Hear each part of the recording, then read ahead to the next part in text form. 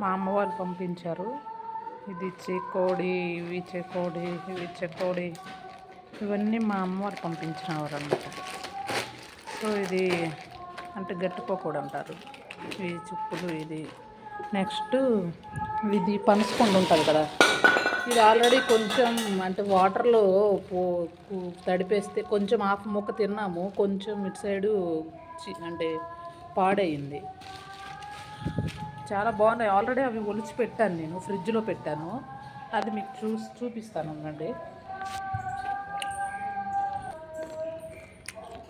ఇది ఒలిచాను. ఇవి ఎట్లా ఉంటాయి అన్నమాట. ఇది పనసకాయ తొనలో అంటారు మా సైడు, శ్రీకాకుళం సైడు.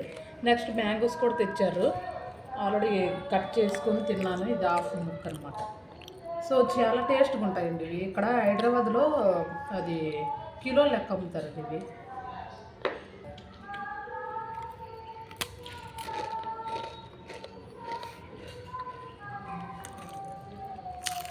ఇవి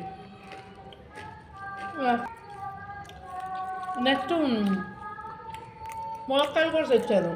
ములక్కాయలు అంటారు కదా, డ్రమ్స్టిక్ అంటారు కదా, అవి కూడా మా నాన్న వాళ్ళ తోట ఉంది, దాంట్లో తీసుకొని పంపించారనమాట. నేనేం చేశానంటే అవి పాడవుతాయని అన్నీ ముక్కలుగా చేసి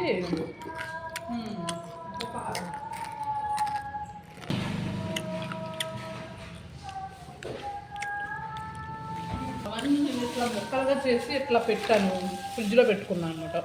అంటే అవి పెద్దగా అట్లా ఉండడం వల్ల అవి పాడైపోతున్నాయి, బ్లాక్గా అంటే బూజులా లెక్క వస్తున్నాయి. సో ఇవి నేను ఇట్లా ముక్కలు చేసి ఫ్రిడ్జ్లో స్టోర్ చేసుకున్నాను.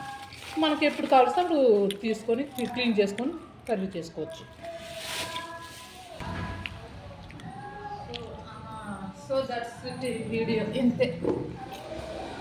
Thank you.